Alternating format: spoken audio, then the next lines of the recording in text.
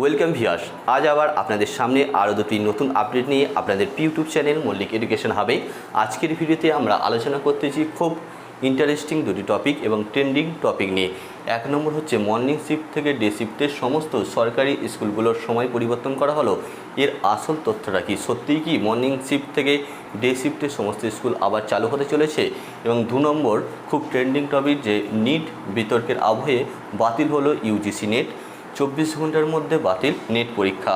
এই নিট এবং নেট এই এক্সামটা আসলে কি, কাদের জন্য এই পরীক্ষাটা নেওয়া হয় এবং নেট নিয়ে কী অভিযোগ উঠে আসছে, নিট পরীক্ষাটা হঠাৎ করে বাতিল করা হলো কেন, ইউজিসি নেট কেন এটা হঠাৎ করে বাতিল করলো 24 ঘন্টার মধ্যে, সেই সম্পর্কে আমরা আলোচনা করে নেব। এবং NEET scam versus NET scam এর তথ্যটা সম্পূর্ণ আপনাদের সামনে তুলে ধরব। নিট এবং নেট যে এক্সাম সংস্থা নেয় তারা কি ক্লারিফিকেশান দিচ্ছে, সুপ্রিম কোর্টে কি অর্ডার দেওয়া হয়েছে এবং নিট স্ক্যাম নিয়ে নতুন আপডেট কি রয়েছে এবং হঠাৎ করে কেন ইউজিসি নেট এক্সামটা বাতিল করলো, সম্পূর্ণ কারণ এবং এই দুটি পরীক্ষা নিয়ে আপনাদের না জানা সমস্ত তথ্য আমি আপনাদের সামনে তুলে ধরবো। এনটিএ যে ক্লারিফিকেশান দিচ্ছে যে এই দুটি পরীক্ষা বা নিট স্ক্যাম নিয়ে যেটা এখন সুপ্রিম কোর্টে বিচারাধীন চলছে, সেই স্ক্যাম নিয়ে যে ক্লারিফিকেশান দিচ্ছে সেটা কতটা সত্যি সেটাও আপনাদের সামনে তুলে ধরবো। তাই ভিডিওটি অত্যন্ত খুবই ইন্টারেস্টিং এবং গুরুত্বপূর্ণ হতে চলেছে, তাই ভিডিওটি স্কিপ না করে আপনারা শেষ পর্যন্ত দেখবেন। এবং যারা আমার চ্যানেলে নতুন এসেছেন তাদের অবশ্যই বলবো চ্যানেলটি সাবস্ক্রাইব করে পাশে থাকবেন। এই ধরনের নতুন নতুন আপডেট পেতে অবশ্যই সাবস্ক্রাইব বাটনের পাশে যে বেল বাটন আছে সেখানে ক্লিক করে অল অপশানে ক্লিক করে রাখবেন। চলুন ভিডিওটা শুরু করা যাক। প্রথমে আসছি মর্নিং শিফট থেকে ডে শিফটে সমস্ত সরকারি স্কুলের সে সময় পরিবর্তন, এর আসল তথ্যটা কী। প্রসঙ্গত বলে রাখি, পশ্চিমবঙ্গ রাজ্য সরকার অত্যাধিক গরমের কারণে শিক্ষার্থীদের কথা ভেবে 22শে এপ্রিল থেকে, আপনারা নিশ্চয়ই জানেন যে গ্রীষ্মাবকাশ ছিল সেটা 22 এপ্রিল থেকে ছিল 9 জুন পর্যন্ত, প্রায় 49 দিন গ্রীষ্মের ছুটি ছিল। তারপর গ্রীষ্মাবকাশ শেষ হওয়ার পর 2 দফায় স্কুল খুলতে শুরু করে, যেটা 3 জুন থেকে শিক্ষক এবং শিক্ষাকর্মীদের জন্য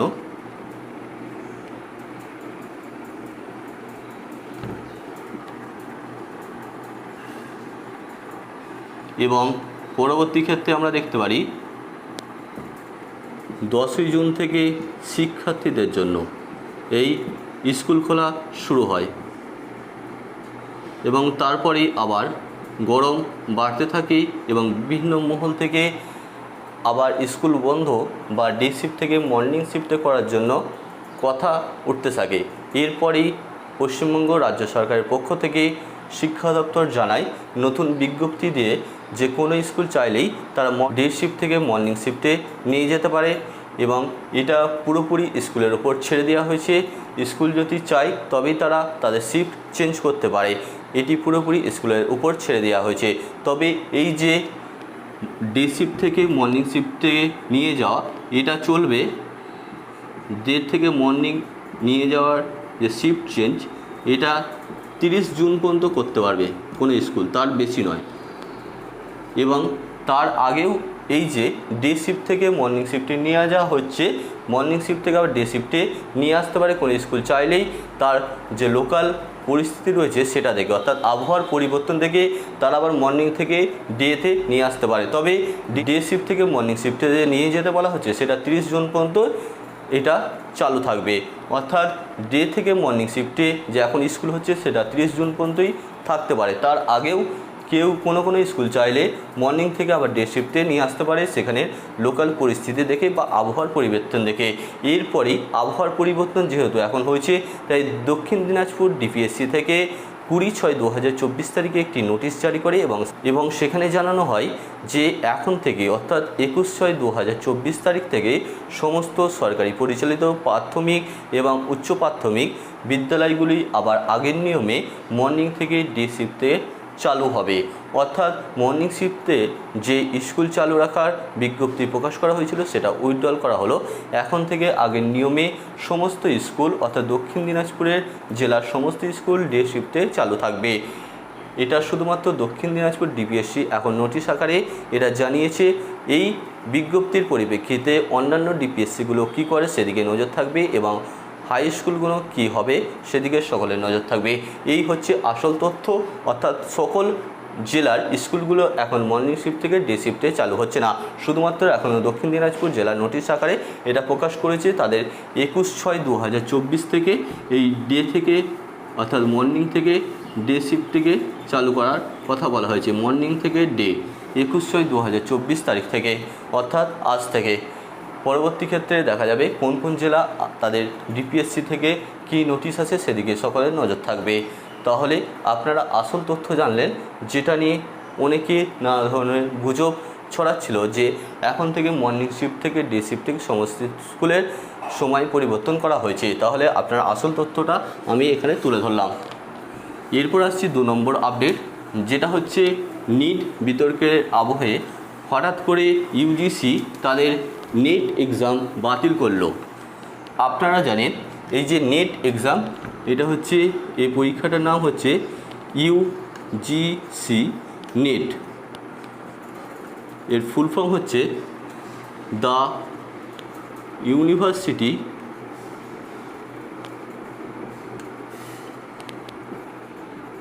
গ্র্যান্টস কমিশন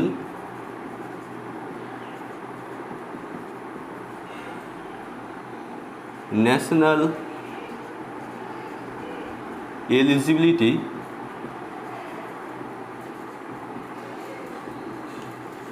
টেস্ট, যেটার এক্সাম হয়েছিল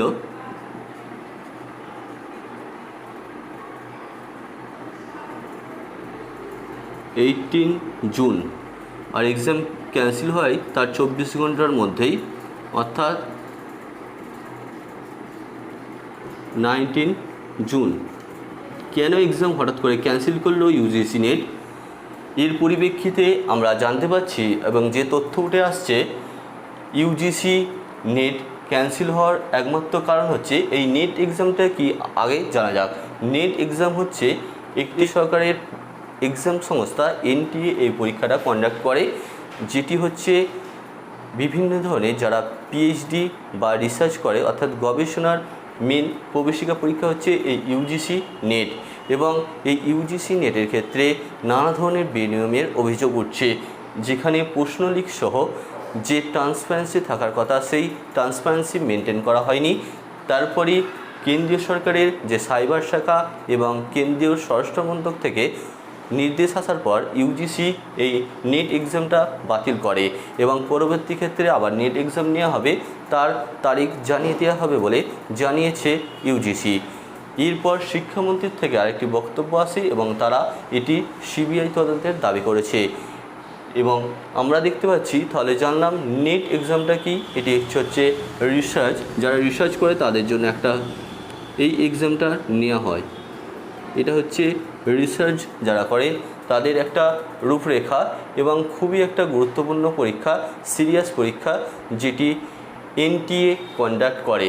তাহলে জানলেন নেট এক্সাম কি, কারা এই এক্সাম নেয়, হঠাৎ করে কেন ক্যান্সেল হলো এবং 24 ঘন্টার মধ্যে কেন ক্যান্সেল হলো, কবে হবে, সম্পূর্ণ তথ্য আমি আপনাদের সামনে তুলে ধরলাম। কারা কন্ডাক্ট করে, এনটিএ। এটা হচ্ছে, এবার আসছি এনটিএটা আসলে কি।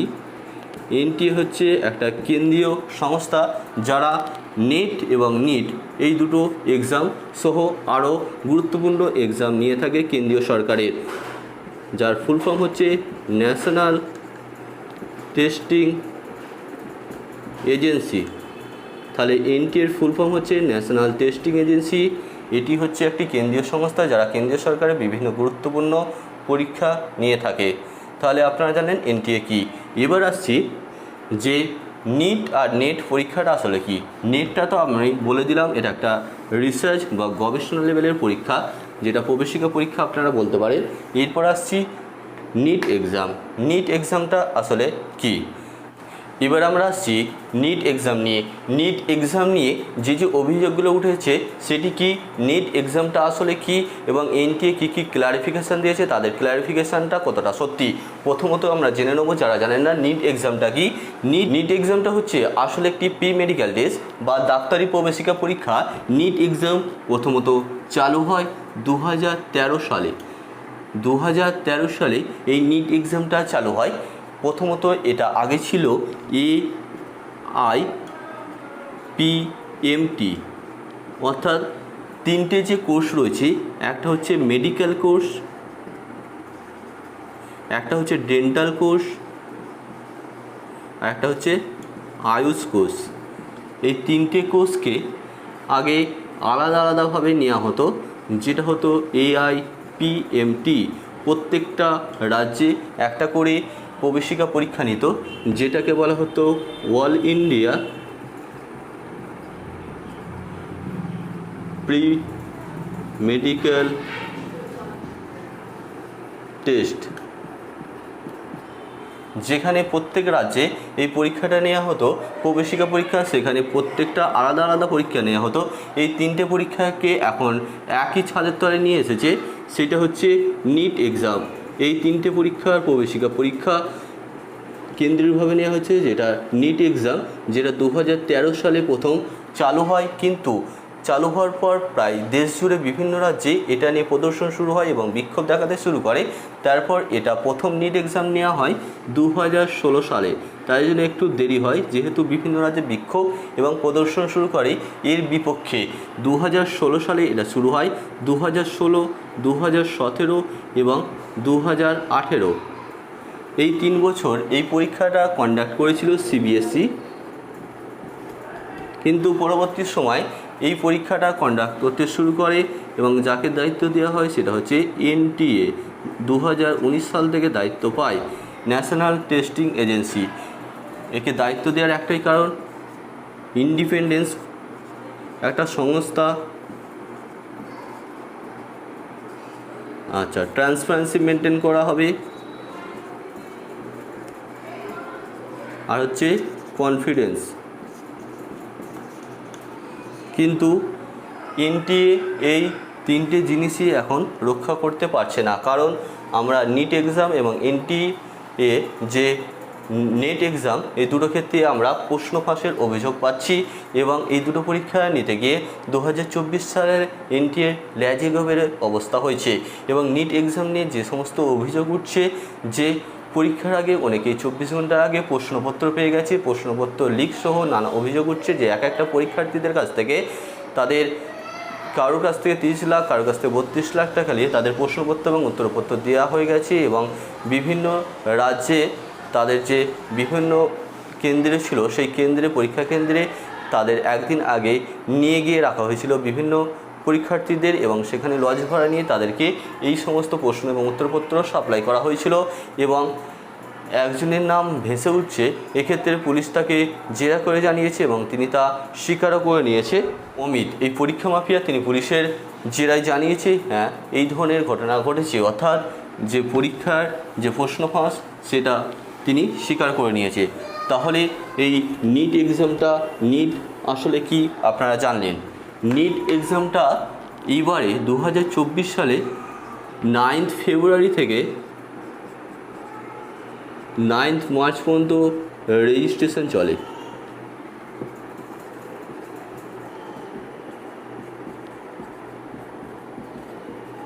তারপর হঠাৎ করে, আগে এরকম আমরা দেখতে পাইনি, হঠাৎ করে এটা 1 সপ্তাহ ডেট এক্সটেন্ড করা হয় রেজিস্ট্রেশনের, অর্থাৎ 9 মার্চ থেকে আবার এটা ডেট বাড়িয়ে করা হয় 16 মার্চ পর্যন্ত ডেট এক্সটেন্ড করা হয়।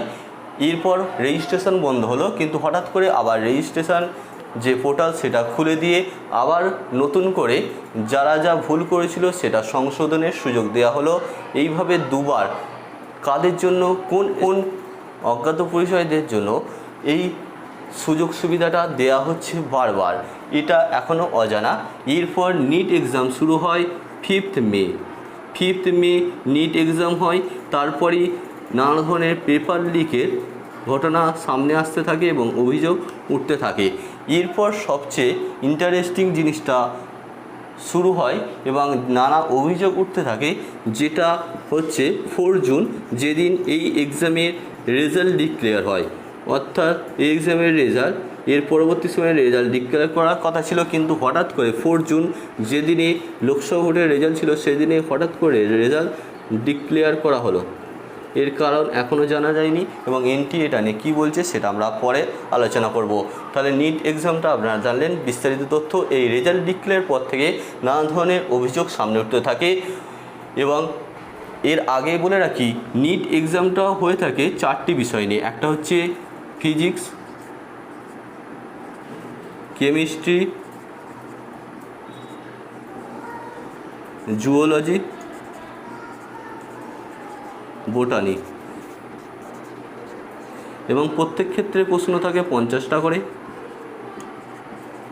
যেখানে আপনাকে 45টা করে প্রশ্নের অ্যাটেন্ড করতে হবে, অর্থাৎ 45 ইন্টু 4 হচ্ছে 180টা কোশ্চেন অ্যাটেন্ড করতে হচ্ছে এবং প্রত্যেক রাইট অ্যান্সার বা সঠিক উত্তরের জন্য আপনার থাকবে, প্রতি প্রশ্নের জন্য থাকবে 4 মার্কস আর রং অ্যান্সারের জন্য থাকবে -1। তাহলে রাইট অ্যান্সার দিলে এক একটা প্রশ্নের জন্য আপনি পাবেন 4 করে, আর ভুল উত্তর দিলে এক একটা প্রশ্ন পিছু আপনার -1 করে কাটা যাবে। এবং এর টাইমটা ছিল 3 ঘন্টা 20 মিনিট, অর্থাৎ 200 মিনিট টাইম ছিল। 200 মিনিটের মধ্যে আপনাকে 180টা প্রশ্নের উত্তর দিতে হবে। কিন্তু 4 জুন যে রেজাল্ট ডিক্লেয়ার হয় তারপর থেকেই নানা ধরনের অভিযোগ সামনে উঠতে থাকে। আমরা এখানে দেখতে পাই প্রায় 720 পেয়েছে এমন পরীক্ষার্থীর সংখ্যা 67, এটা 2024 সালে। কিন্তু আমরা যদি 2022 বা 2023 দেখি, 2023-এ পেয়েছিল মাত্র 2 জন 720 পেয়েছিল এবং টপার হয়েছিল। আমরা যদি 2022 সালে দেখি তাহলে 2022 সালে 4 জন 715 পেয়ে টপ হয়েছিল বা টপার হয়েছিল। এক্ষেত্রে এত সংখ্যক প্রার্থী আসার কারণটা কি, যে 720 প্রায় 67 জন পেয়ে যাবে, এই কারণটা একটা অভিযোগ উঠতে থাকে।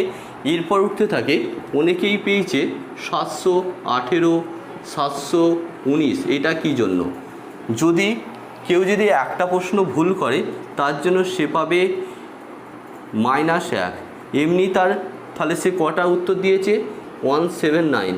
179-এর জন্য 179কে যদি আমি 4 দিয়ে গুণ করি তাহলে প্রত্যেকটা সঠিক উত্তর, যদি 179টা একজন পরীক্ষার্থী ঠিক উত্তর দেয় তাহলে তার কত পাচ্ছে? সে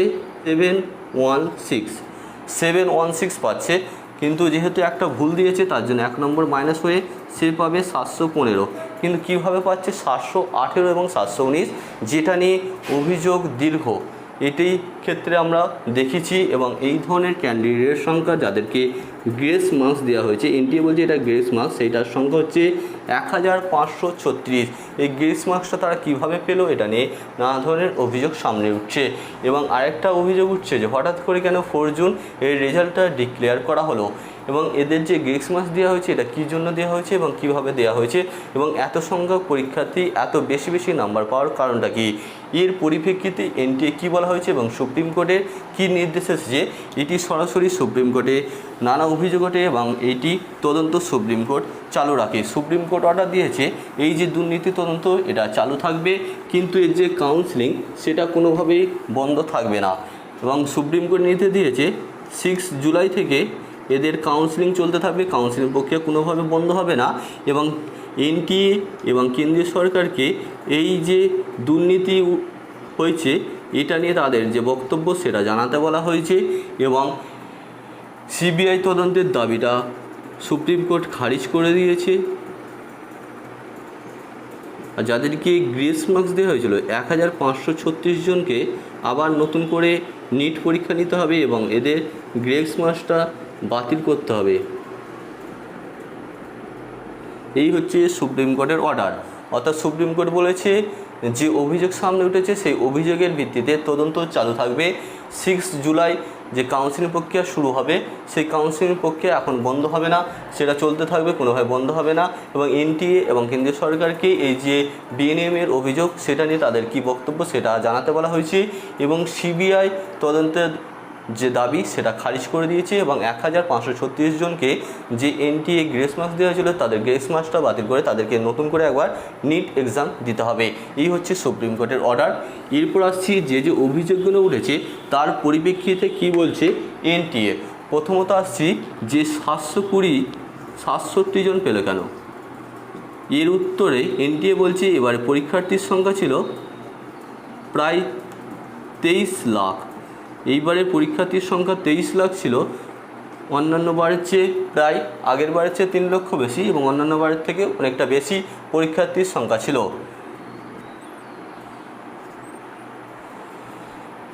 তাহলে 23 লাখ প্লাস পরীক্ষার্থী ছিল। আর ছিল কি বলেছে, এবারে কম্পিটিশানটা ভালো হয়েছে এবং কোশ্চেনটা তুলনামূলকভাবে হয়েছে। এইটা এনটিএ তাদের ক্লারিফিকেশানে জানাচ্ছে। এর পরের প্রশ্ন ছিল যে গ্রেস মার্কসটা কীভাবে দেওয়া হয়েছে, অর্থাৎ 718, 719 এটা কীভাবে পেয়েছে। এর জন্য এনটিএ জানাচ্ছে যে বেশ কিছু পরীক্ষার্থী প্রায় 13,000 প্লাস পরীক্ষার্থী ফিজিক্সের একটি কোশ্চেনে চ্যালেঞ্জ করেছিল, যেখান থেকে বিশেষজ্ঞ কমিটি এই কোশ্চেনের পরিপ্রেক্ষিতে দুটি অপশানকে ঠিক করে এবং দুটি অপশান ঠিকের পরিপ্রেক্ষিতে 44 জনকে 4 নম্বর করে দেওয়া হয়। যেহেতু একটা প্রশ্ন তাদের সঠিক পেয়েছে, দুটো অপশান পরিপ্রেক্ষিতে 44 জনকে এই 4 নম্বর দেওয়া হয় এবং বাকি 6 জনকে দেওয়া হয় যে টাইম ওয়েস্টের পরিপ্রেক্ষিতে 6 জনকে কম্পেনসেশন মার্কস দেওয়া হয়। এই টাইম ওয়েস্টের ব্যাপারটা কি আমি এটা পরে বলছি। আর বাকি এখানে 50 জন হয়ে গেল, আর বাকি রইল 67 জনের মধ্যে 17 জন 720 আগে থেকে পেয়েছিল, 44 জনকে এই কোশ্চেনের পরিপ্রেক্ষিতে নাম্বার দিতে হয়েছে এবং এই 6 জনকে টাইম ওয়েস্টের পরিপ্রেক্ষিতে নাম্বার দেওয়া হয়েছে। এবার আসছি টাইম ওয়েস্টের যে কম্পেনসেশন মার্কস, সেটা কি পরীক্ষা হয়ে যাওয়ার পর বেশ কিছু রাজ্য থেকে বিশেষ করে উড়িষ্যা, দিল্লি অভিযোগ জানাতে শুরু করে যে তাদের সেন্টারে টাইম ওয়েস্ট হয়েছে, অর্থাৎ বেশ কিছু সেন্টারে দেখা গেছে 30 মিনিট, বেশ কিছু সেন্টারে 1 ঘন্টা পর্যন্ত টাইম ওয়েস্ট হয়েছে। এবং এই টাইম ওয়েস্টের পরিপ্রেক্ষিতে সুপ্রিম কোর্টের একটা অর্ডার ছিল যেটা 2018 সালে ক্ল্যাট এক্সামে দিয়েছিলেন, যেটার কেস নাম্বার ছিল 551/2018। সেই এক্সামে টাইম ওয়েস্ট রিলেটেড প্রত্যেককে নাম্বার দিতে বলা হয়েছিল। তারই পরিপ্রেক্ষিতে প্রায় 1536 জনকে গ্রেস মার্কস দেওয়া হয়েছে। কেউ প্রায় 100, 120, 130 এইভাবে গ্রেস মার্কস পেয়েছে শুধুমাত্র টাইম ওয়েস্টে কম্পেনসেশন মার্কস। এই সমস্ত প্রার্থীকে প্রায় তাদের গ্রেস মার্কস পুরোপুরি বাতিল করতে বলা হয়েছে সুপ্রিম কোর্ট। এবং এর পরে যে অভিযোগটা ছিল যে হঠাৎ করে 4 জুন কেন রেজাল্ট প্রকাশ করা হলো, যেহেতু আগে থেকেই একটা ডেট দিয়েছিল এনটিএ যে তাদের রেজাল্ট কবে প্রকাশিত করা হবে, কিন্তু হঠাৎ করে কাউকে না জানিয়ে যেদিন লোকসভা ভোটের রেজাল্ট সেই দিনে কেন এই রেজাল্টটা প্রকাশ করা হলো।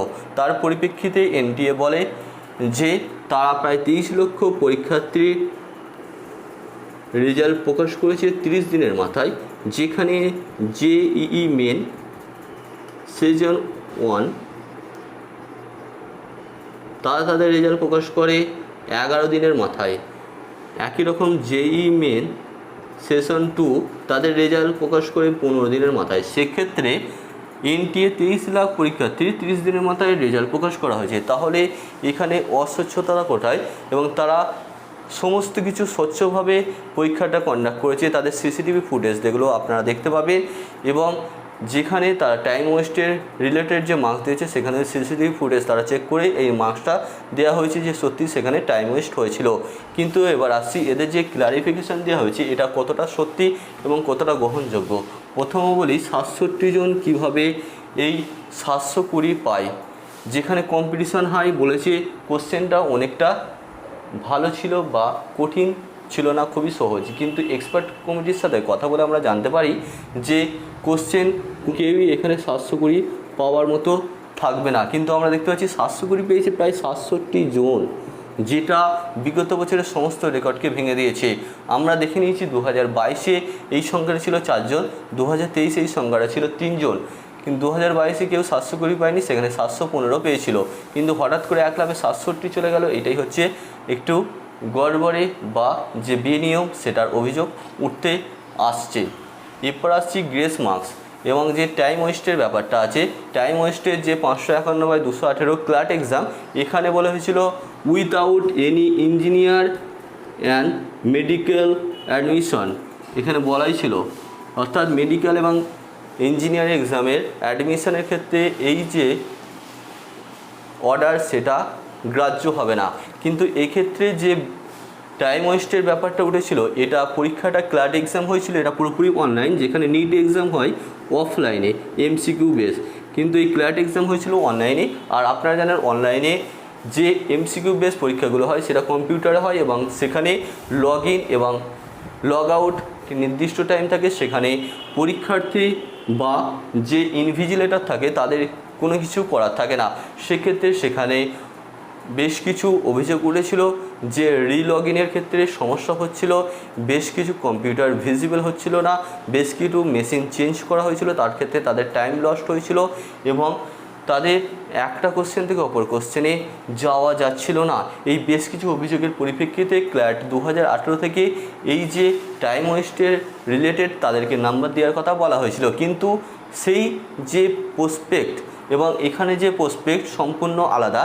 এক্ষেত্রে যেখানে অফলাইন এক্সাম সেখানে কোনো সেন্টার চাইলে তাদেরকে 15 বা 30 মিনিট এক্সট্রা দিতেই পারতো, যেটা তাদের লস্ট হয়েছে, এবং কোন সেন্টার এক্সট্রা দিয়েছে কিনা সেই রিলেটেড কোনো তথ্য এনটিএর কাছে নেই।